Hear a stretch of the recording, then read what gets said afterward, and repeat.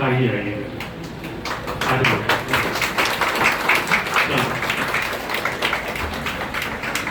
मतलब इतने सारे लोग एक साथ देखने में दो बातें हैं, एक आपको शायद अच्छा लग सकता है, एक इनको लग सकता है हम क्या क्या बोलेंगे कितना बोलेंगे, तो आप सब लोग इम्पोर्टेंट हैं, है ना? ऐसे हाइट वाइज खड़े हो जाएं क्या? बैठो आप लोग। So again I will say that we are fortunate enough कि हमारे पास ऐसे चेहरे हैं जो लगातार चयनित होते हैं। अब ठीक है ना, ये सब बात इर्रेलेवेंट है कि हमसे चयनित हुए अपने से हुए। सच ये है कि जो चयनित होने के बाद आपको गाइड करने आता है, those people are good at heart, वो दिल से अच्छे लोग हैं जो गाइड करना चाहते हैं, ये जानते हुए भी कि कल को आप उनका कंपटीशन है। नहीं मतलब इनमें कई लोग तो फिर से परीक्षा देंगे हम, इसके बाद भी आप ये बता रहे हैं कि भाई हम सिलेक्टेड हैं और फिर से आ रहे हैं। तो मैं बहुत सारे इनको तो जान रहा हूँ, प्रशांत है, मेगा, मतलब इनको स्पेशल मेंशन करना चाहूँगा क्योंकि she is continuously getting selected. मेरे ख्याल से हम तीसरी चौथी बार सिलेक्ट होके मिल रहे हैं, चौथी बार, यस। एंड वो जो मैं और मेरी वाइफ चर्चा कर रहे थे, this time she got selected after marriage, so वो एक्स्ट्रा एफर्ट है जिसको ध्यान देना है, ठीक है। तो ये मेगा है, मेगा साहू आप देख रहे हैं, है ना? देखते जाइए, यहाँ का चेहरा वहाँ के चेहरे से मिला लेना, ठीक है, क्योंकि ये फोटो उस समय की हैं, है ना, जब वो वाली फोटो, आधार वाली फोटो देते हैं आप लोग यहाँ पे, है ना। प्रशांत तिवारी 94th रैंक पर है। फिर अंशुल होगा, यस, अंशुल इज देयर, ये अंशुल है, आ जाओ इस तरफ, ठीक है। अंशुल के बाद अमित कुमार साहू, ये इस तरफ है, हाँ अमित तो अमित है। उसके बाद ऋषिकेश सिंह, यस ऋषिकेश, ठीक है, तो अलग से पहचाने जा रहे हैं। Then Gajendra Jagat, yes Gajendra is here, correct. Then we have this Vishal, correct ना, यस विशाल ना, तो Vishal, yes Vishal is here. And Lakheshwar, yes, all the faces are familiar to me, तो that means मेरे ख्याल से आप सब क्लासरूम वाले ही होंगे। हाँ मैं चेहरा पहचान रहा हूँ, मतलब बहुत पहले किया हो अभी किया हो, लेकिन मुझे नहीं लग रहा इनमें कोई सिर्फ इंटरव्यू, क्योंकि चेहरा तो सबका समझ में आता है, और ये शायद उस समय भी है जब कम लोग थे ना, तो मैं ज़्यादा देख पाता था अच्छे से, ठीक है। तो मेरे ख्याल से सबसे अच्छा ये होगा कि ये सब अपनी अपनी जर्नी तो बता ही सकते हैं आपको, आप सवाल पूछेंगे, ये जवाब देंगे तो ज़्यादा अच्छा होगा। तो तब तक आप अपने दिमाग में सवाल बना लीजिए। हम शुरुआत करते हैं अंशुल से। अंशुल बताओ। हेलो, सबसे पहले तो सर का बहुत बहुत धन्यवाद कि ये एक उपलब्धि है। पहले हम लोग वहाँ बैठते थे, अब यहाँ हैं। और एक चीज़ हम लोग हमेशा बोलते थे कि सौरभ सर से पढ़े हैं, भले सिलेक्शन ना हो या हो ना हो वो अलग बात है, पर एक अच्छे व्यक्तित्व के रूप में हम लोग उभरेंगे और जीवन में सफल होंगे, ये बहुत बड़ी बात है और ये मुझे हमेशा लगता है। और सौरभ सर जैसे व्यक्ति छत्तीसगढ़ में पढ़ा रहे हैं, ये हमारे लिए गर्व की बात है। तो मेरा 98 रैंक है, 6th अटैम्प्ट है, पहला इंटरव्यू है, 5वीं बार मेंस दिया हूँ। लगातार संघर्ष होते रहा है, चलते रहा है, पर मेन में मुझे इतना लगता है कि एक स्ट्रैटेजी होना बहुत ज़रूरी है, अच्छा स्ट्रैटेजी, क्योंकि हम लोग लगातार पढ़ते रहते हैं, हर व्यक्ति पढ़ रहा है 8-10 घंटा, 6 से 12 घंटा तक, पर वो कहीं ना कहीं स्ट्रैटेजी में मार खा जाता है। और मैं अपनी गलतियाँ बता सकता हूँ कि मेरी ये गलती रही है। एक में मुझे लगता है कि स्ट्रैटेजी मेरी शुरू में बहुत गलत रहती थी, और प्री में MCQ, मेंस में राइटिंग प्रैक्टिस, और इंटरव्यू तो चलते रहता है। ओवरऑल मुझे इतना ही लगता है। बाकी एक चीज़ और है कि लगे रहेंगे तो ज़रूर होता है। खुद को एनालाइज करते रहिए कि जैसे मेरा लगातार प्री निकल रहा था पर मेंस नहीं हो रहा था, तो मुझे एक था कि हाँ मेरा प्री निकल रहा है, मेंस में मुझे दिक्कत जा रही है, तो मैं उसमें अपने आप को काम करते रहा। और तो एनालाइज बहुत ज़रूरी है कि यदि आपका क्यों रैंक आ रहा है, क्यों नहीं आ रहा है, कि इस क्वेश्चन में या छत्तीसगढ़ के किस पोर्शन में ऐसा हो रहा है, तो वो बहुत ज़रूरी है। इतना ही कहना चाहूँगा सर, और बहुत बहुत धन्यवाद।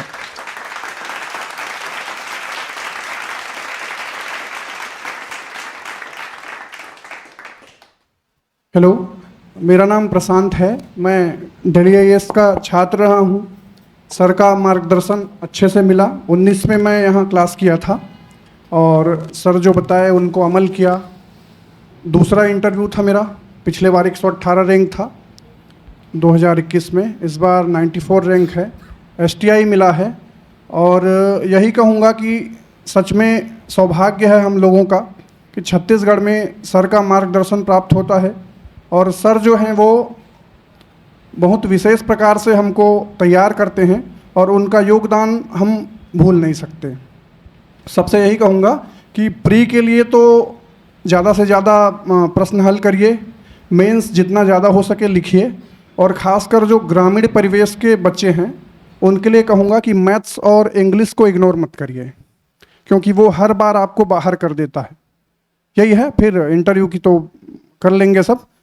मैथ्स और इंग्लिश को इग्नोर मत करिएगा। ठीक, थैंक यू सो मच।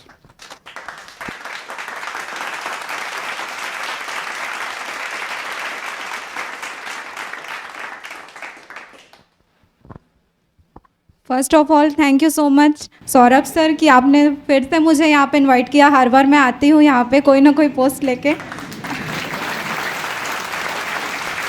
भले अभी तक ये मंजिल नहीं मिल पाई है और संघर्ष तो अभी तक के चल ही रहा है, आगे भी चलता रहेगा। और आप सभी को यही बोलना चाहूँगी कि सर जो भी चीज़ें बोलते हैं उसको बहुत ही अच्छे से ध्यान से सुनिए। सर का जो लेक्चर होता है ना, मैं हमेशा बोलती हूँ कि मुझे सर का लेक्चर सुनना बहुत पसंद है। अभी भी यूट्यूब में आता है तो मैं सर का पूरा लेक्चर सुन लेती हूँ। तो इंटरव्यू की प्रिपरेशन के दौरान भी सर ने जितना बताया उतना पूरा प्रिपेयर करके गई थी मैं। और आप लोगों का मतलब यहाँ पे मुझे लगता है कि इस क्लासरूम में बैठना हर किसी के भाग्य में नहीं होता ये चीज़। आप लोग बहुत ज़्यादा सौभाग्यशाली हैं जो आपको यहाँ पे सर का क्लास लेने का मौका मिला है। तो जितना भी टाइम आपको मिला है यहाँ पे उसको पूरा भुनाइए और मतलब बहुत अच्छे से कंसंट्रेशन के साथ आप सुनिए जो चीज़ें, क्योंकि कभी कभी अपन मेंस लिखते हैं ना, ऐसा क्वेश्चन कुछ आ जाता है, मतलब हर चीज़ें आपको जो पढ़े हैं वहाँ से आए ऐसा नहीं होता। तो बहुत सारी चीज़ें वहाँ पे क्लिक कर पाती है जब आप आंसर राइटिंग करते हैं। तो बहुत सारी चीज़ें सर जो अपने लेक्चर के दौरान बताते हैं उनको ध्यान से सुनना बहुत ज़रूरी है, क्योंकि आधी चीज़ें 50% अपन को अपने माइंड में सेव करके रखते चलना है और आगे उसको आंसर राइटिंग में प्रैक्टिस में लाना है। और बाकी आपके जैसे क्वेश्चन होंगे गर्ल्स के लिए तो स्पेशली बोलना चाहूँगी, आगे बढ़िए। बहुत मतलब बहुत मुश्किल से मौका मिलता है बिलासपुर आके पढ़ाई करने का, और जितने भी दिन मिला है ना उसको बहुत अच्छे से आप करिए और फिर पोस्ट लेके ही जाइए। बिलासपुर आए हैं तो अधिकारी बन के जाइए। Thank you so much all of you.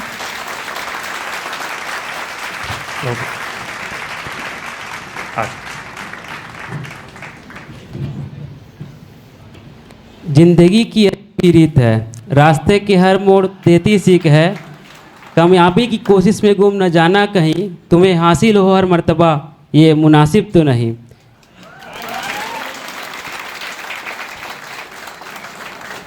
किसी चीज़ को पाना इतना आसान नहीं होता, समुद्र की गहराई में डूब जाना नहीं होता, क्या हुआ गहराई है तो हार मान के बैठ जाना भी तो सही नहीं होता। पर तू इतना ख्याल रखना, सभी का साथ रखना, कामयाबी की कोशिश में गुम न जाना कहीं, तुम्हें हासिल हो हर मर्तबा ये मुनासिब तो नहीं। आदरणीय सौरभ सर और शिक्षकगण और मेरे प्यारे दोस्तों, सभी को मेरा नमस्कार। जैसा कि मैंने यहाँ 2021 में मेंस की कोचिंग ज्वाइन की थी यहाँ पे, और उसी कोचिंग के दौरान मैंने अपना पहला प्री का एग्ज़ाम दिलाया था। तो खैर उस टाइम तो मेरा प्री हुआ नहीं था, तो अब उसके अंदर मेरा पहला अटैम्प्ट तो नहीं हुआ, उसके फिर सेकंड अटैम्प्ट में दिलाया था 2022 में। तो मैंने 2022 में प्री क्वालिफाई करके मेंस भी क्वालिफाई किया था, और पिछले बार इंटरव्यू में क्वालिफाई करने के बाद मेरा रैंक नहीं, रैंक 151 आया था मेरा रैंक। तो पिछले बार तो मेरा कोई पोस्ट नहीं मिल पाया था, तो इस बार मैंने कोशिश फिर से की थी। इस बार मेरा रैंक 109 आया और मैं अभी COI के पद प्राप्त हुआ मुझे इस बार। एक चीज़ कहना चाहूँगा कि सौरभ सर बोलते थे कि जो भी क्लास टेस्ट में अगर कोई अच्छा कर लेता है तो उसका पक्का कभी ना कभी एक समय आएगा जब उसका मतलब कोई ना कोई पोस्ट ले ही लेगा बच्चा, चाहे 2 साल बाद हो तो 3 साल बाद हो। और मुझे इस मंच पे आने का 2 बार सौभाग्य प्राप्त हो चुका है कि मैंने 2 बार क्लास में टॉप भी किए थे मेंस आंसर राइटिंग के टाइम पे। तो मैं कहना चाहूँगा सभी लोगों की जो क्लास में टेस्ट मेंस का जो टेस्ट चलते हैं तो उसको आप अच्छे से दिलाइए और उसका मतलब फ़ायदा उठाइए आप, और कहीं ना कहीं वो आपको प्रोत्साहित करेगा आगे बढ़ने के लिए। और यहाँ तक मतलब अगर आप अच्छा क्लास में अगर अच्छा करते हैं तो कहीं ना कहीं आपको अच्छा लगेगा कि हाँ आसान है रास्ता करने के लिए, मतलब कर पाऊँगा मैं आगे जा कर के। तो बस यही। और बाकी सौरभ सर का सब तो है ही, अच्छे पढ़ाते हैं, सभी को गाइडलाइन भी अच्छे देते हैं, तो इनसे फ़ायदा उठाइए आप, बस यही कहना चाहूँगा।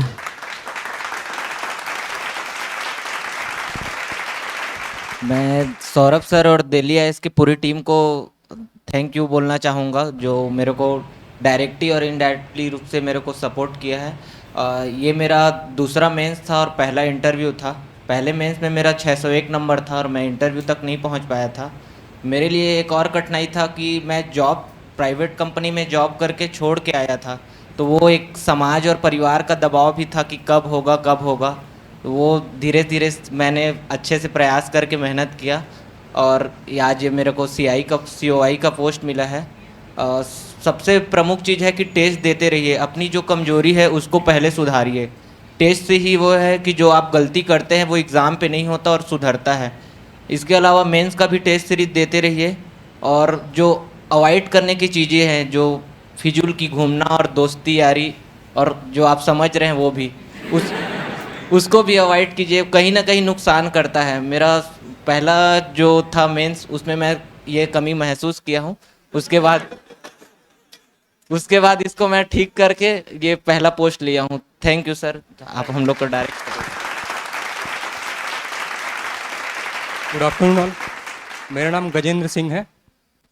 ये मैं 2022 में दिल्ली आईएएस से जुड़ा और सौरभ सर तो लाइफ चेंजर बोलूँगा, पर्सनैलिटी चेंज कर दिया पूरा। और चीज़ों को जो सोचने का तरीका होता है वो सौरभ सर से ही सीखा हूँ मैं। और ये मेरा पहला अटेम्प्ट था और मेरे कोऑपरेटिव इंस्पेक्टर का पोस्ट मिला।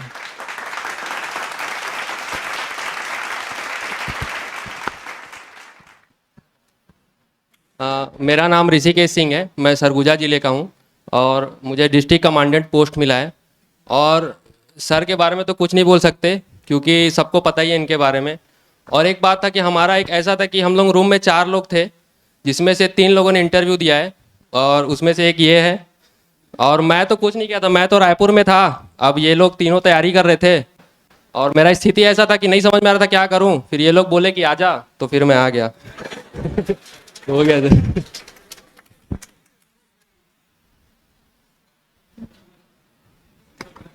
Good afternoon. मेरा नाम विशाल खांडे है, मैं शक्ति जिले से हूँ। सबसे पहले मैं तो सौरभ सर को धन्यवाद देना चाहता हूँ। मैं ये बोलना चाहता हूँ कि मेरे माता पिता के बाद मैंने सौरभ सर को ही अपना दूसरा पिता के रूप में देखा है।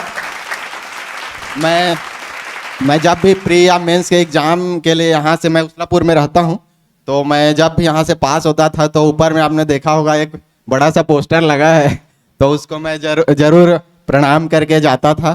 तो एक आत्मविश्वास आता है अंदर से सौरभ सर के जो बात है। और जो मेंस जैसे मेंस क्लास है, मैं भी मेंस का ही कोचिंग किया हूँ यहाँ से, तो सौरभ सर जो वर्ड यूज करते हैं मुझे लगता है अक्षरशः जो बोलते हैं ना, एक उसका पालन किया जाए तो सफलता निश्चित ही मिलेगी। जैसे लाइफ के बारे में जो गाइड करते हैं सर कि आपको अधिकारी बन के ये मत करना ये मत करना, तो सर लगता है कि पहले से तो कुछ है, लेकिन निखर के जो सामने आया है ऐसे खुद को पहचान पाता हूँ कि ये नहीं करना है। बाकी मैं सर को कैबिन में मिल के और कुछ गाइड तो लूँगा ही इसके बारे में। और जैसे दीप सर बोलते हैं कि जो बिलासपुर आते हैं, और भाई ने बताया, सर ने बताया कि कुछ लोगों को जैसे वर्ड है उनका कि ड्राइवर बन जाते हैं यहाँ आके, तो उनके लिए मैं बोलना चाहूँगा कि माता पिता का भी ध्यान रखें। जैसे मैं जिस फैमिली से हूँ यहाँ तो पैसे का कोई दिक्कत नहीं है मेरे यहाँ, मतलब पापा जॉब में है, भाई का भी जॉब है, तो पैसे का कोई दिक्कत नहीं होता। लेकिन मैं अपने आप को जानता हूँ कि मैं कभी भी मतलब जितना पैसा मिलता है उसके 1 रुपए भी मांगने के लिए मुझे सोचना पड़ता है। मतलब खुद से ये कि लोग रखें कि फिजूल का यहाँ खर्च ना करें और दूसरों के ऊपर खास कर ना उड़ाएं, क्योंकि ये जो 1.5 साल 2 साल है अपने ऊपर यूज कर लोगे कि तो आप यहाँ पर रहोगे। और मेरी सबसे बड़ी सफलता पोस्ट के अलावा ये लगती है कि मैं आज यहाँ पर स्टेज में हूँ, क्योंकि मैं सौरभ सर को आँख से भी देख नहीं पाता था, क्योंकि हम लोग लेट से ही आते थे और नीचे में बैठते थे। जब ये क्लास फुल हो गया था तो हम लोग इंटरव्यू के टाइम में जब सर का क्लास चला तभी देख पाए थे सामने से सर, या फिर सीढ़ी में देख पाते थे। अभी सर के साइड में हूँ, खड़ा हूँ बगल में, तो ये सबसे मेरी बड़ी उपलब्धि है, यही मानता हूँ मैं। धन्यवाद सर। थैंक। देखो, इन लोगों ने बहुत उदार शब्द बोले हैं, बहुत ज़्यादा तारीफ की है। तारीफ आप लोगों की है, क्योंकि मैं तो बहुत सारे लोग पढ़ाता हूँ और इन बहुत सारे में से यदि ये 8 लोग यहाँ पर खड़े हैं तो मुझसे ज़्यादा योग्यता इनकी है। कल आप रहोगे तो आपकी है, क्योंकि यदि मैं बहुत अच्छा होता तो सभी यहाँ होते, पर सभी यहाँ तभी होते जब इतने पद होते। करेक्ट। अब जब इतने पद ही नहीं हैं और कंपटीशन तो है, सिर्फ यही नहीं लाखों लोगों का कंपटीशन है, तो आपको उस कंपटीशन से निकल कर आना है। हाँ, ये ग्रेटिट्यूड बहुत अच्छा लगता है कि मैंने कभी भी कहीं भी किसी भी लेवल पर मैंने या किसी भी शिक्षक ने कहीं मदद की है। हो सकता है इन सब की तैयारी में बहुत से इनके बचपन के टीचर से मुझ तक कई लोगों का योगदान हो। जब आप ऐसा कह देते हैं कि आपने ये किया सर, इससे मुझे लाइफ चेंजिंग लगा सोचना, तो एक मोटिवेशन आता है कि नहीं यार, अगली बार और अच्छे से पढ़ाना है और मेहनत करके पढ़ाना है। और वो मोटिवेशन टीचर में भी बने रहना चाहिए। ये नहीं कि टीचर बड़ा हो गया तो वो एजुकेशनलिस्ट हो गया, मोटिवेटर हो गया, एंटरप्रेन्योर हो गया, पॉलिटिशियन हो गया। टीचर है, टीचर रहना चाहिए, क्योंकि टीचर की आइडेंटिटी टीचर होने से है। बाकी मैं तो तब तक चाहूँगा कि मिका यहाँ आए, शांत, अंशुल, आप लोग सब यहाँ आए, जब तक कि आप लोग डिप्टी कलेक्टर का पद ना ले लें। अब अगले साल भी 2-3 ही है, तो कंपटीशन तो टफ है। तो जब तक डीसी ना मिल जाए, जब तक एज है और जब तक इच्छा है, तब तक जीवन में आगे बढ़ना चाहिए। आपके डीपीएसपी में भी लिखा है, उत्कृष्टता की ओर बढ़ने की कोशिश करूंगा। तो लगातार कोशिश करना है जब तक विकल्प खत्म ना हो जाए।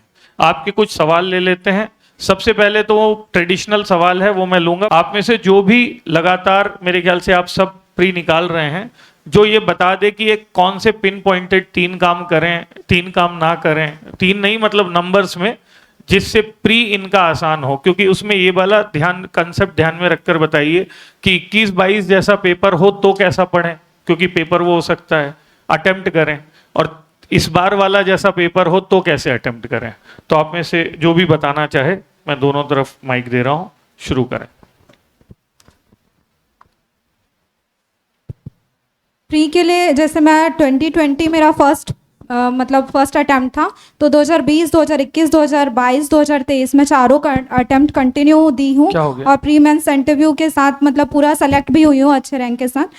तो मैं यही बोलूँगी कि प्रीलिम्स के लिए ना आप लोग मैक्सिमम क्वेश्चन सॉल्व करिए, क्योंकि अगर आपके पास 4 घंटे आपके पास पढ़ने के लिए हैं, तो 1 घंटे अगर आप फॉर एग्जांपल आप कॉन्स्टिट्यूशन ही पढ़ रहे हैं, तो अगर आप 1 से 1.5 घंटे पढ़ाई करते हैं तो बाकी जो 2.5 घंटे का बचा है समय, उसमें आप क्वेश्चन सॉल्व करिए। तो मैक्सिमम क्वेश्चन प्रैक्टिस करने से ना, और टेस्ट सीरीज दीजिए, तो आप क्या है ना, वो उस माहौल में बैठ के क्वेश्चन लगाने का आदत बन जाता है। तो वहाँ से आप उस कंडीशन में जब आप पेपर देने बैठोगे ना, तब आप क्वेश्चन जैसे भी आए उसको डील करने के लिए आप सक्षम हो जाएंगे। तो मुझे लगता है कि क्वेश्चन प्रैक्टिस बहुत ज़्यादा करना चाहिए। चीज़ों को पढ़ने से एकदम सीमित तौर पर नहीं पढ़ना चाहिए। ज़्यादा पढ़ने पे मैं मतलब जितना आपको पढ़ाए हैं, जितना बुक्स में दिया गया है उतना पढ़िए और अच्छे से पूरी चीज़ों को पढ़िए। एकदम कम पढ़ के, क्योंकि उसमें कॉन्सेप्ट क्लियर नहीं होता। तो मैक्सिमम पढ़िए और मैक्सिमम क्वेश्चन लगाइए। प्री के लिए जैसे मैंने बताया कि 6 बार मैंने दिया है, 5 बार मैं प्री निकला है। तो सबसे पहले तो एक चीज़ कहूँगा कि टेस्ट सीरीज़ जो है, टेस्ट लगातार दीजिए, पहला चीज़ जो है। क्योंकि मैं ऐसा मतलब अभी बोल भी रहा हूँ कि हम लोग ये सोचते हैं कि मेरी टेस्ट में तैयारी नहीं है, या मैं सब्जेक्ट कंप्लीट नहीं कर पाया, वो टॉपिक कंप्लीट नहीं कर पाया हूँ, तो हम लोग टेस्ट देने नहीं आते हैं। तो होता क्या है कि हम लोग टेस्ट देने नहीं आते हैं तो वो गलत हो जाता है। फिर आइए, भले नहीं पता है, टेस्ट देंगे तो आपको नया क्वेश्चन पता चलेगा। तो टेस्ट जरूर देना। मान के चले आप कुछ भी नहीं पढ़ के आए हैं तो आपको 100 क्वेश्चन नहीं पता चले, और टेस्ट जो बनाते हैं वो बहुत एनालाइज करके बनाते हैं कि कहाँ से क्या क्वेश्चन आता है, तो उसका भी आपको जानकारी मिलता है। फिर दूसरी चीज़ ये है कि जो गलती एक होती है, मैं भी करता था, कि हम लोग टेस्ट दिए उसके बाद हम लोग एनालाइज नहीं करते हैं उसको, हम लोग आते हैं दे दिए, जो रैंक आ गया हो जाता है ये चीज़, पर ऐसा नहीं होना चाहिए। इसके लिए क्या करना है कि जब हम लोग टेस्ट दे दिए और उसके बाद जब मॉडल आंसर आता है तो हम लोग को क्वेश्चन पेपर और मॉडल आंसर को लेके बैठना चाहिए कि मेरे से क्या गलती हुई, क्या मेरे बेसिक क्वेश्चन नहीं बन रहे थे। तो बेसिक क्वेश्चन नहीं बन रहे मतलब मेरा रिवीजन अच्छा नहीं है और मैं बुक को अच्छा से पढ़ नहीं रहा हूँ। दूसरा चीज़ ये हो सकता है कि मेरे बेसिक क्वेश्चन तो बन रहे थे पर मैं वहाँ पे क्वेश्चन को अच्छे से पढ़ा नहीं, या मैं बहुत जल्दी जल्दी उसमें लगाने लगा, टिक करने लगा करके। तो वो चीज़ भी देखना चाहिए कि कौन सा चीज़ मेरे बुक से नहीं है, या मैं जो पढ़ा हूँ उसको बहुत सही सतही तौर से पढ़ लिया हूँ, उसको और अच्छा बढ़ाने की ज़रूरत है, वो चीज़ देखें। और एक चीज़ होता है कि जो आपको कुछ नहीं पता है तो उसमें ये देखना है कि क्या मेरा जो जीके है या मैं आज तक जितना पढ़ा हूँ उससे मैं उसको सॉल्व कर पाया कि नहीं। कुछ क्वेश्चन हर बार एग्ज़ाम में ऐसे होते हैं, 4-5 क्वेश्चन जो आप कहीं पढ़े नहीं रहते हो पर आज तक आपकी जो जनरली रहती है उससे आता है, तो उसको 3-4 पढ़ना है, उसको क्वेश्चन को ऑप्शन को मिला के देखना है, उसमें समय देना है। तो जब आप टेस्ट सीरीज देने आए और आप देखें कि नहीं ये मेरे से नहीं बना, पर बाद में आपको पता चलेगा जब आप मिलाओगे कि नहीं यार ये एक ऑप्शन में मिला लेता या ये एक ऐसा कर लेता तो ये मेरे से बन जाता, और वो बाद में पता चलता है कहीं ना कहीं एक ऑप्शन या एक कूट जो है वो रहता है। तो ये चीज़ ज़रूर करना चाहिए, और जो चीज़ नहीं पता है उसको एक पेज में लिखते जाइए और उसको 4-5 बार रिवाइज कर दीजिए। तो एक ये टेस्ट सीरीज से हो जाएगा। उसके बाद एक चीज़ मैं और बोलूँगा कि जब हम लोग पढ़ते हैं तो हम लोग बहुत डीप पढ़ते हैं, ठीक है, लक्ष्मीकांत पढ़े, लक्ष्मीकांत सर की बुक पढ़े और उसको 1-1.5 महीना पढ़े बहुत अच्छा से, पर क्या एग्ज़ाम से पहले हम लोग उसको रिवीजन कर पाएंगे? नहीं कर पाएंगे। तो पढ़ना है बहुत अच्छी बात है, पर उसको ऐसा पढ़ो कि उसको आप 10-15 दिन में रिवीजन भी कर सको, नहीं तो आप जितना पढ़े हो वो लास्ट में कुछ याद ही नहीं आएगा। तो पढ़ते समय भी हमको ऐसा देखना है कि उसको ऐसा टिक कर लेना है, ऐसा कोड बना लेना है, या जैसा भी करके कि उसको मैं जो पहले मैं 1.5 महीना में पढ़ा हूँ उसको मैं 10 दिन में वापस से रिवीजन कर सकूँ। और यही चीज़ मुझे लगता है, ये आप करेंगे तो आप ज़रूर सक्सेस होंगे। Thank you. क्वेश्चन है, अगर लेट से तैयारी करना शुरू किए हैं तो कैसे करें? इसके वजह से टेंशन होता है। मैं आपको बता दूं, मैंने 27 मतलब 27 साल का हो गया तब मैंने अपनी तैयारी शुरू की थी। इससे पहले मैं छत्तीसगढ़ पुलिस में कांस्टेबल था। 6 साल मैंने छत्तीसगढ़ पुलिस में कांस्टेबल के पद पर अपनी सेवा दी। 2027 में रिज़ाइन करके मैं इधर आया, तो 27 में मैंने शुरू की है। 21 वाला पीएससी अगर सब कुछ ठीक रहता तो उसी समय हो गया रहता, मतलब 3 साल में ही, है ना। पिछले बार सीसेट गड़बड़ हो गया था, तो जो जिनको 66 करना है सीसेट में वो उस पर फोकस करें, नहीं तो बाहर हो जाएंगे, है ना। दूसरी बात, लेट से शुरू करे हैं, ठीक है, थोड़ा सा लेट होगा पर मिल जाएगा। टेंशन नहीं लेने का, है ना, टेंशन नहीं लेने का। सोशल मीडिया अवॉइड करें, फ्रेंड सर्कल बहुत सीमित रखें। मूवीज़ कभी देखना है तो प्लान करें कि प्री के बाद देखेंगे या मेंस के बाद देखेंगे या इंटरव्यू के बाद देखेंगे। तो अगर लेट से शुरू किए हैं तो आपकी जवाबदारी और बढ़ जाती है। तो बड़ी निष्ठा से प्रयास करें और सर जो निर्देश देते हैं उसका पालन करें, सफलता मिलेगी।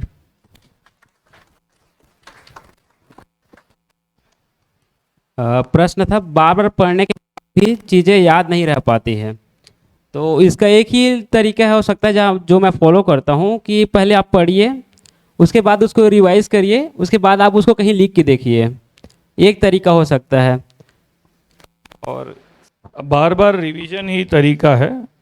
देखिए, बुक्स और नोट्स का लिस्ट ना बहुत सारा है और वो काइंड ऑफ कॉम्प्लिकेशन क्रिएट करता है। अभी तो राज्योत्सव में कोई और लिस्ट भी जारी कर दी गई है।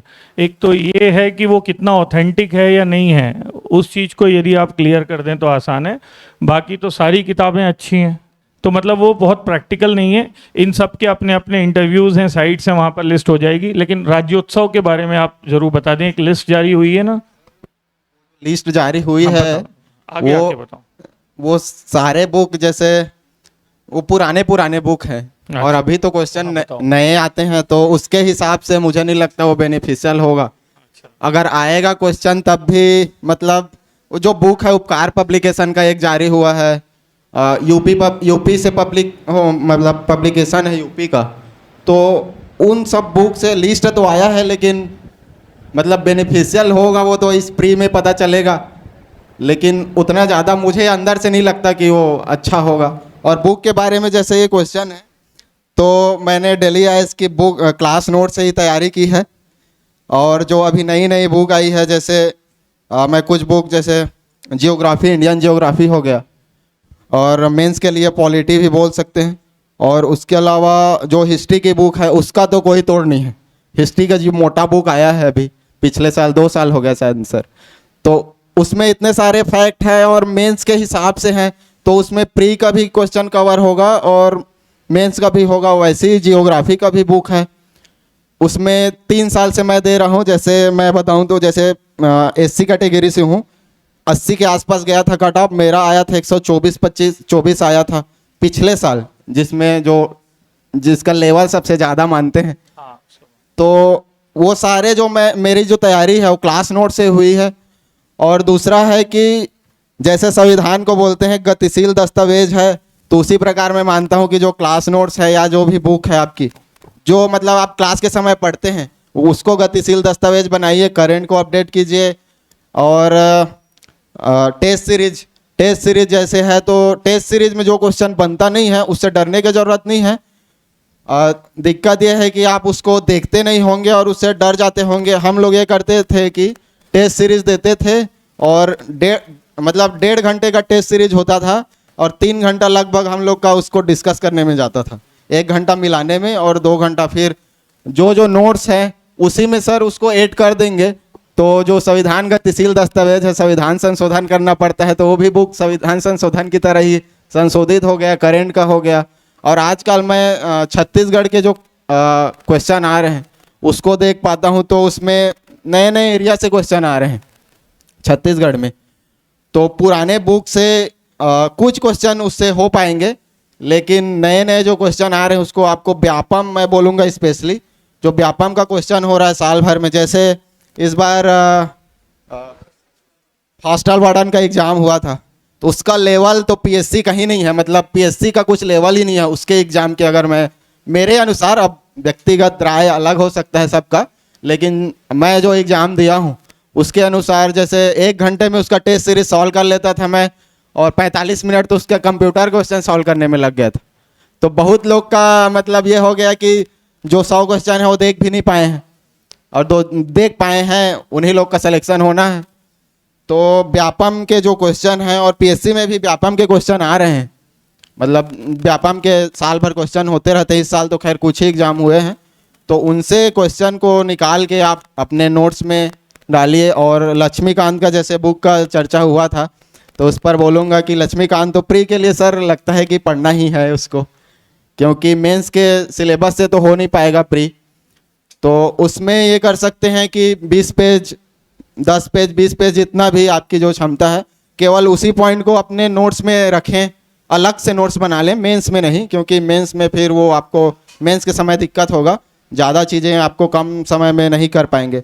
तो अलग से कुछ पेज में उसको लिखते जाए, केवल उन्हीं पॉइंट को जो आपके नोट्स या बुक जो आप रेगुलर पढ़ते हैं उसमें नहीं है। तो ये लक्ष्मीकांत भी ऐसे आसान हो जाएगा और रिविजन भी हो जाएगा उससे। नहीं, मैं ना क्लास में ही आपको बता दूंगा। वैसे ये लोग ऑथेंटिकली पेपर 1 बहुत सारी किताबें हैं, ऑथेंटिक किताबें ग्रंथ एकेडमी और उस जगह से भी जारी होती हैं। आप उससे जाएं, दिल्ली आईएएस से जाएं, कोई दिक्कत नहीं है, आप फ्री हैं। ऐसे किसी की किताब नहीं है और सबकी किताब है, तो ऐसे की कोई किताब नहीं होती है। क्लास में जितने ऐसे बताए जाते हैं प्लस करंट के जितने टॉपिक्स होते हैं योजनाओं वाले, उससे पढ़िए, वही ठीक है। पेपर 3 में हिस्ट्री, ज्योग्राफी, जो दोनों चीज़ें हैं, यदि आप दिल्ली आईएएस की किताबें माने तो पेपर 3 के लिए तीनों किताबों को मैं सफिशिएंट मानता हूं। मैं ईमानदारी से बता रहा हूं जो मुझे लगता है। पेपर 4 में सिर्फ अप्लाइड साइंस की किताब जो है वो आप डीआईए वाली रखिए, बाकी दोनों के लिए आप दूसरी किताबों को रेफर कर सकते हैं। मैं खुद जानता हूं, इसलिए मैं खुद बोल रहा हूं। पेपर 4 में अप्लाइड साइंस। पेपर 5 जो है उसमें पार्ट 1 के लिए वैसे भी कोई ऑप्शन नहीं है, आपको डीआईए की किताब देखनी पड़ेगी जिसमें इकोनॉमिक्स वाला सेक्शन है। पेपर 5 के अंतर्गत इकोनॉमिक्स प्लस पेपर 5 में ज्योग्राफी है, तो ज्योग्राफी के लिए भी लगेगा। पेपर 3 में पॉलिटी पॉपेट को कंबाइंड किया है गागर में सागर जैसा, तो उसको रेफर कर सकते हैं।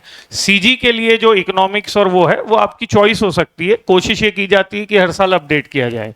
पेपर 6 में फिलॉसफी में क्लास नोट्स पढ़िए, किताब नहीं कह रहा हूं क्योंकि किताब में उतना ज्यादा दे ही नहीं सकते। सोशियोलॉजी में सिर्फ किताब भी पढ़ेंगे तो चलेगा। और तीसरा हिस्सा जो सीजी का है, again art and culture your choice है। पेपर 7 में वही पढ़िए जो नया पब्लिकेशन डीआईए का आया है, ये स्टूडेंट्स लोग भी पढ़ रहे होंगे, ये लोग बताएंगे भी। तो मैंने खुद ने आपको बता दिए कहाँ चॉइस है और कहाँ नहीं है। बाकी फिर भी भटकोगे तो फिर नोट्स कलेक्टर बनना है या डिप्टी कलेक्टर, आप तय करो। दोनों में कलेक्टर है, ठीक है। हाँ चलो बेटा आप बताओ आगे। क्वेश्चन है how to stable our mind.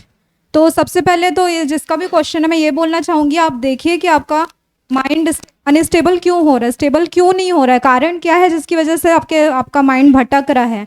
तो सबसे पहले उस कारण को पिक करके, और दूसरी चीज़ मैं ये बोलूँगी कि जब भी हम लोगों का टारगेट एकदम फिक्स होता है ना, और नीचे का जो पुश फैक्टर है वो बहुत ही स्ट्रांग होता है ना, तो निश्चित तौर पर आपका माइंड इधर उधर डाइवर्ट नहीं होगा।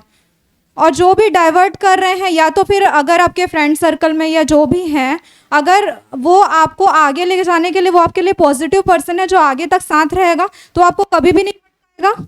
वो आपको हमेशा अपने मतलब आगे बढ़ने के लिए ही प्रेरित करेगा। और मैं वही बोलूँगी कि पहले आप देखो किससे क्यों भटक रहा है आपका माइंड। और जितना हम लोगों का पर्पस जितना स्ट्रांग होता है ना, तो दिमाग नहीं भटकेगा। और दूसरी बात, तो जब टाइम जो है ना वो पास आता है ना, तो दिमाग भटकने का ऑप्शन ही नहीं रहता। और नीचे का पुश फैक्टर होता है। जैसे हम लोग सर्विस में हैं, मैं पहले अटेम्प्ट में मेरे को एक्साइज सब इंस्पेक्टर का पोस्ट मिला था, तो वहाँ भी उसके लिए भी मेरा पुशिंग फैक्टर था कि मेरे को आगे बढ़ना है। नेक्स्ट में भी जब नायब तहसीलदार का पोस्ट मिला, अभी भी नायब तहसीलदार हूँ मैं, तो उसमें भी पुश फैक्टर है कि मेरे को आगे बढ़ना है तो मेरे को पढ़ना पड़ेगा। दूसरा क्वेश्चन का आंसर इसी में छुपा हुआ है। आपका दूसरा क्वेश्चन है कि हाउ टू अवॉइड लेजीनेस।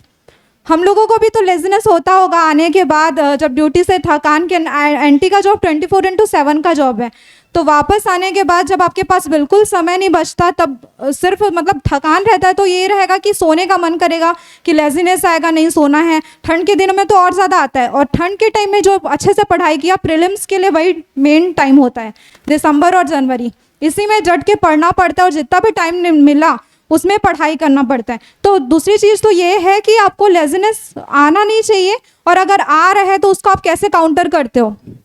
अगर आपके पास कोई भी चीज़ें आ रही है, माइंड में आ रही है, ये कर लेते हैं वो कर लेते हैं, 10 मिनट पोस्टपोन कर दो। आज के डेट में तो यूट्यूब में इतने सारे वीडियोस हैं, कोई भी चीज़ के लिए साइंटिफिकली आप किसी भी चीज़ को अवॉइड कर सकते हो। बहुत सारा वीडियोस है लेजीनेस दूर करने के लिए। आप 50 मिनट पढ़ो, उसके बाद फिर 10 मिनट का थोड़ा सा ब्रेक ले लो, फिर 50 मिनट पढ़ो, कंटिन्यू अपने आप को टारगेट दो 1 घंटे का, कम से कम 1 घंटे में मैं इतना करूँगा।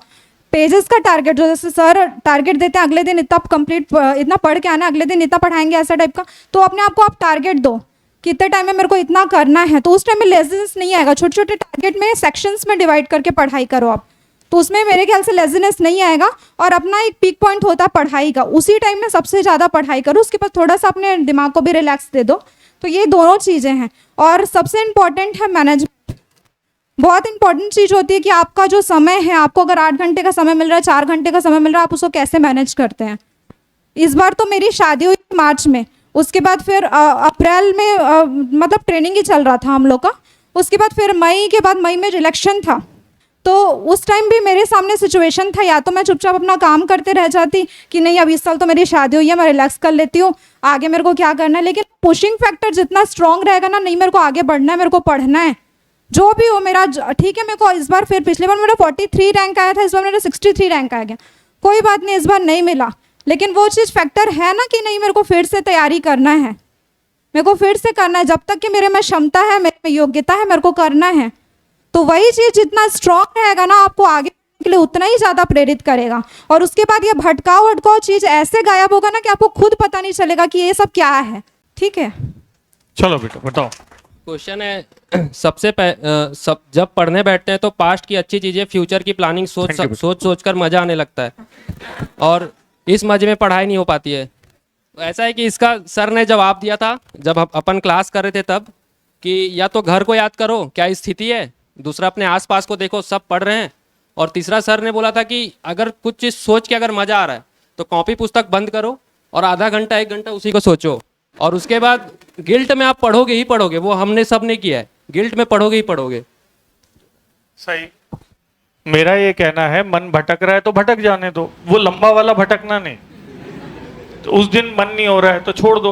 यदि आपकी अंतरात्मा जिंदा है तो वो आपको शर्म का एहसास करवाएगी, और वो शर्म आपसे पढ़ाई करवाएगी कि हमने बहुत मक्कारी की। जैसे अब मेरी एज में कहते हैं शक्कर नहीं खाना है, अब इन लोगों ने लाई, मैंने कल 2-3 मिठाई खा ली। अब मिठाई खा ली तो शाम से टेंशन में था, यार ये तो गलत हो गया यार, इतना ध्यान रख रहा था। तो आप जब कोई चीज़ गलत अति में करते हैं तो मन उसको वो संभालता है। और कोई आपके पास था सवाल बेटा, आप बताएंगे? आप बताएंगे, चलो बताओ। आंसर राइटिंग में मन नहीं लगते, इसमें इंटरेस्ट कैसे लाए? आंसर राइटिंग के लिए आपको प्रैक्टिस करना ही पड़ेगा रिटर्न में, इसका और कोई सॉल्यूशन नहीं है, क्योंकि जितना ज़्यादा आप प्रैक्टिस करोगे उतना ज़्यादा आपका जो लिखने का शैली है और वो बदलेगा। मेरा भी जब ऐसे में मैं टेस्ट सीरीज दे रहा था तो मेरा ऐसे एक भी नहीं फंसा। मैंने ब्लैंक कॉपी मोहम्मद सर को जमा कर दिया था, पूरा 0 नंबर मिला था। उसके बाद सर का जो गाइडलाइन था उसको मैं फॉलो किया और मेरा मेंस में अभी 122 नंबर जो ठीक ठाक नंबर है वो आया है। तो सर का जो बात है उसको आप फॉलो करते रहिए, जो भी है वो फालतू चीज़ों को तो नहीं बोलते, जो भी चीज़ है हमारे लिए ही बोलते हैं।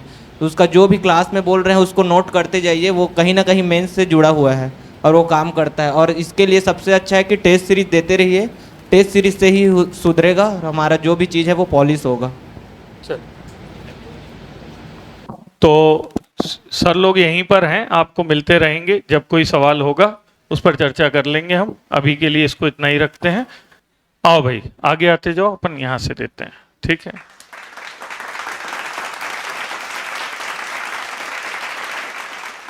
और मैं हर किसी से कह रहा हूं तब तक आना है जब तक डीसी के लिए ये ना ले लो, है ना।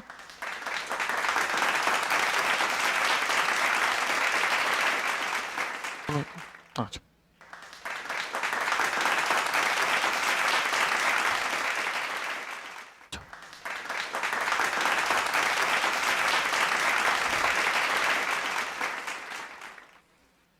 आ जाओ भाई, हाँ इस तरफ आ जाओ, शाबाश।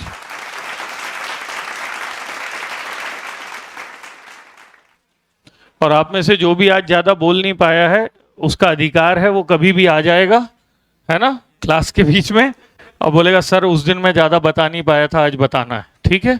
तो आप अपने अधिकार से आइए।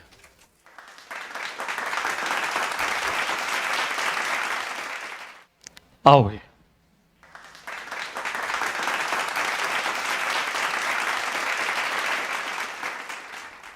चलो शाबाश, लो भाई।